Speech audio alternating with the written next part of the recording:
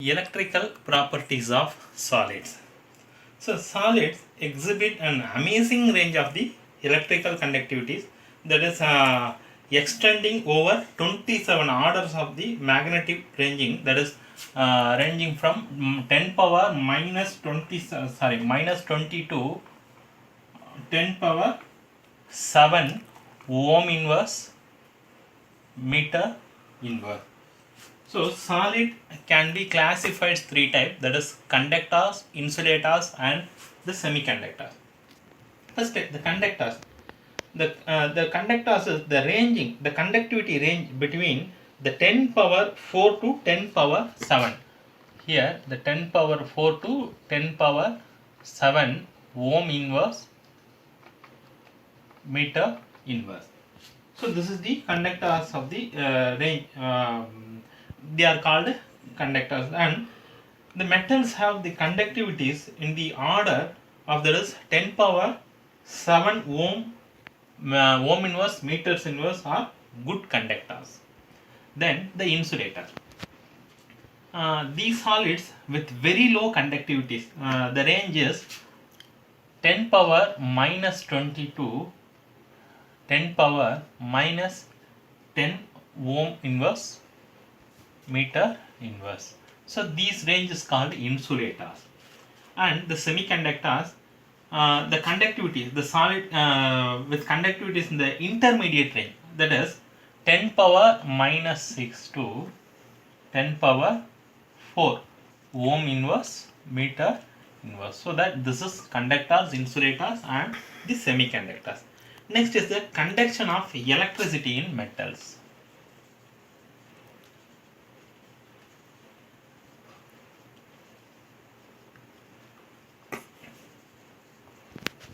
So here, a conductor may conduct electricity through movement of electrons or ions. The metallic conductors belong to the former category, and the electrolytes to the later. That's we are going to discuss in the electrochemistry. Then the metal conduct electricity in a solid as well as the molten state. Already you know that. So the conductivity of the metals depends upon the number of the valence electrons per atom. Then the atomic orbital of the metal atoms from molecular orbital, which are so close to the energy to each other as to form a band, like that is the conductor is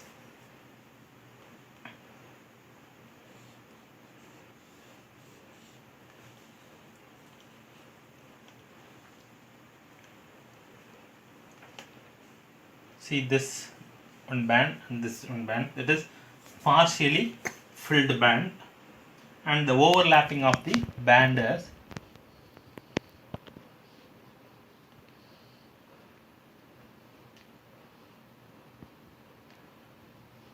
so this is the overlapping of the bands. So this is the metal, so energy in this way, this energy, so partially filled band, the overlapping of the bands, this is called conductors. So here if this band is partially filled like this, the partially filled or overlap with a higher energy unoccupied conduction band, so then the electrons can flow easily under the applied electric field, and the metal shows the conductivity. So this is called metal conductivity energy diagram.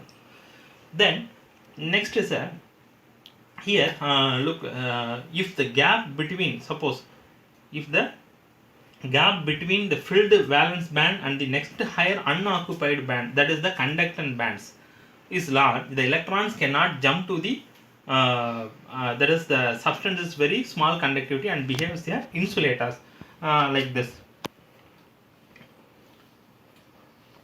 See, this is this one band and this another band. See here the energy gap, look this, the energy gap, this is the empty band, this is the empty band, and this is the filled band.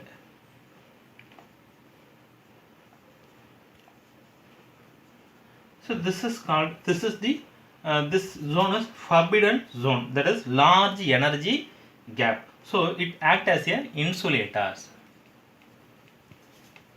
This is conductors. This is insulator. Then suppose the conduction of the electricity in the semiconductors mean the energy gap between the valence band and the conduction band is small. That's mean suppose the energy gap like this, very small energy gap. So this is the empty band and this is the filled, that is filled band.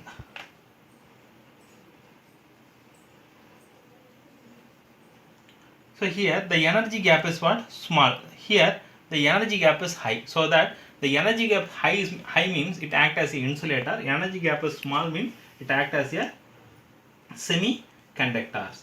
Okay. So therefore some electrons may jump into the conduction band and show some conductivity. So the electrical conductivity of the semiconductor increase with the rise in the temperature. So since more electron can jump to the conduction band. So substance like silicon, germanium, like this. So silicon, germanium, so this type of semiconductor are called intrinsic semiconductor. Okay, that the conductivity of this intrinsic semiconductor is too low to the practical use. So their conductivity is increased by adding an appropriate amount of the suitable impurity. So this process is called doping. So doping means what?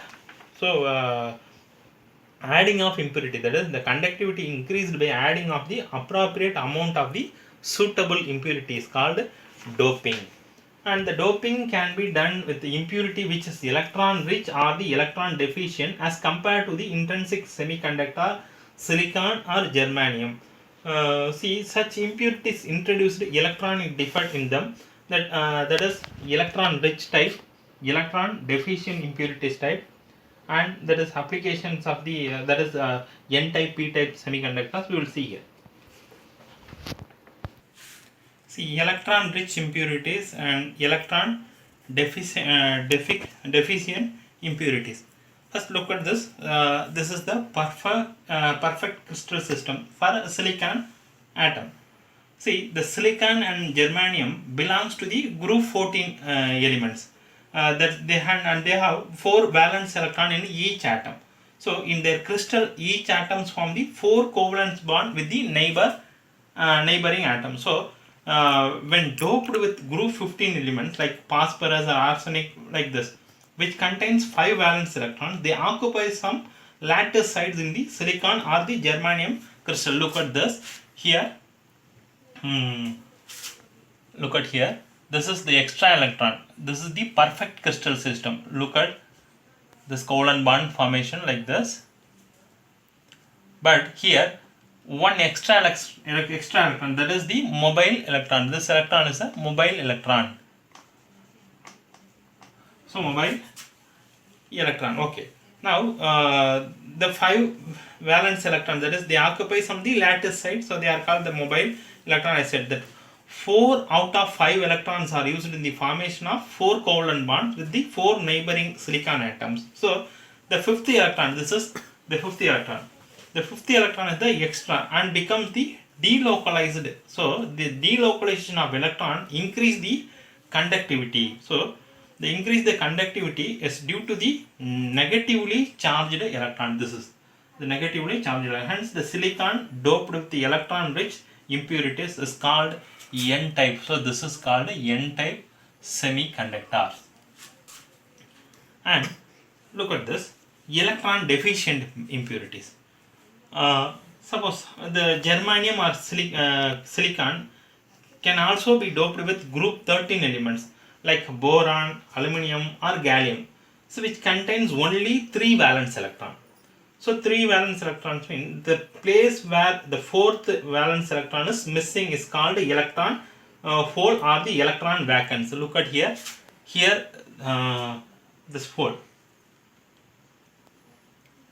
So here this electron is missing. So this is no electron. So this hole is called positive hole.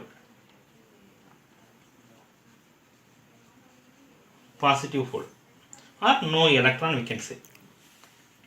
That is or electron vacancy like this.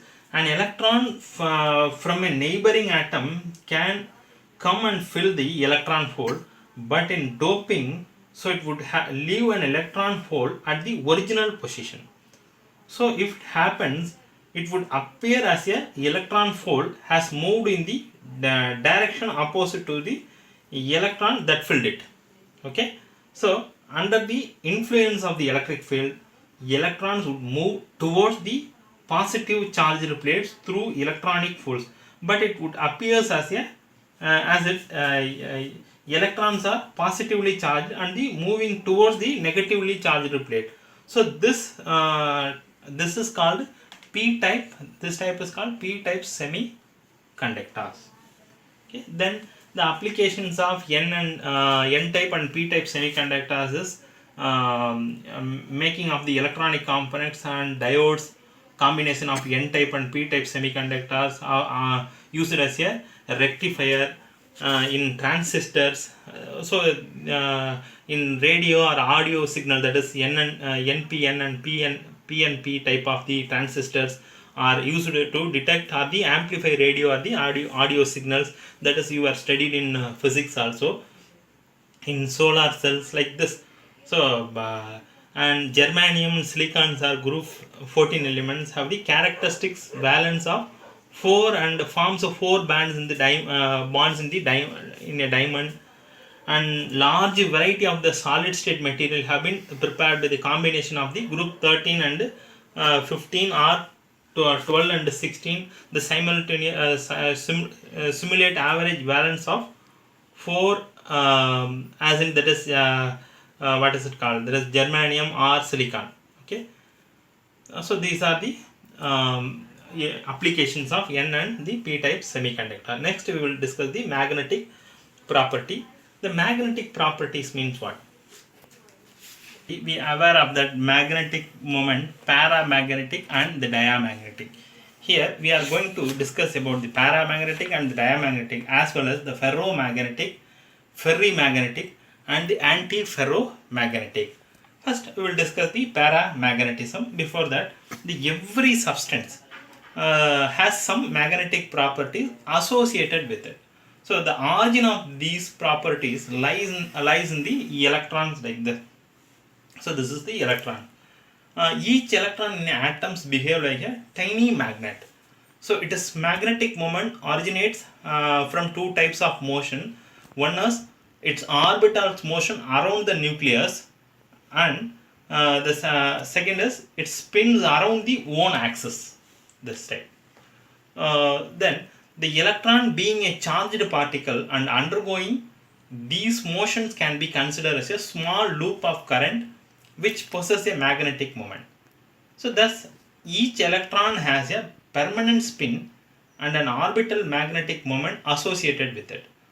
So the magnitude of this magnetic moment is very small and is measured in the unit is called Bohr magneton. Simply we can denote like this, mu.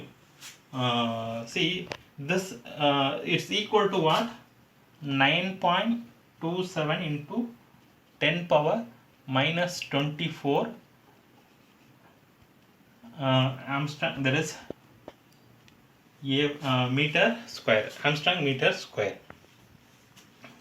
So here on the basis of the magnetic properties we can classify into 5 categories, that is paramagnetic, diamagnetic, ferromagnetic, antiferromagnetic and the ferrimagnetic. First, the paramagnetism. The paramagnetic substances are weakly attracted by the magnetic field and they are magnetized in a magnetic field in the same direction like this. The direction is only the same.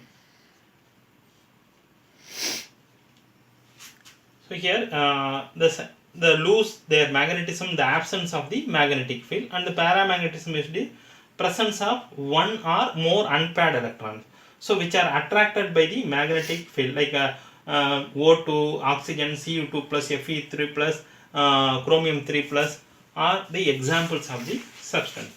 Then the diamagnetic, this is paramagnetism, and the next is the diamagnetism is they are weakly repelled by the magnetic field. Like water, NaCl and benzene are the examples of the substance, and they are weakly magnetized in the magnetic field the opposite direction, like this. One is like this and another one is like this, one is like this, another one is like this.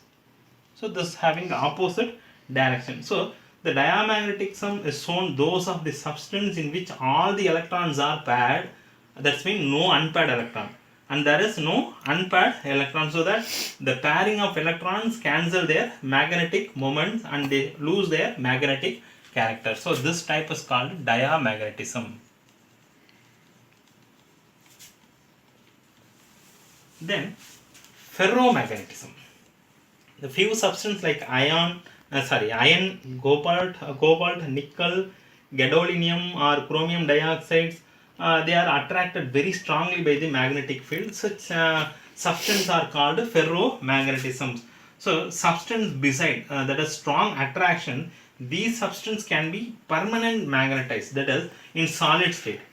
The metal ions of ferromagnetic substance are grouped together in the small regions are called domains. So these domains act as a tiny magnet. In the unmagnetized piece of the ferromagnetic substance, the domains are randomly oriented and their magnetic moments get cancelled. So the magnetic moments like this.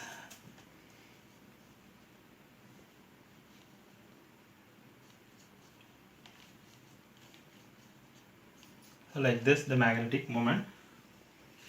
So here that is the strong magnetic effect is produced. So the ordering the domains persist even when the magnetic field is removed and the ferromagnetic substance become a permanent magnet. Then the anti-ferromagnetism is substance like manganese oxide showing the anti-ferromagnetism.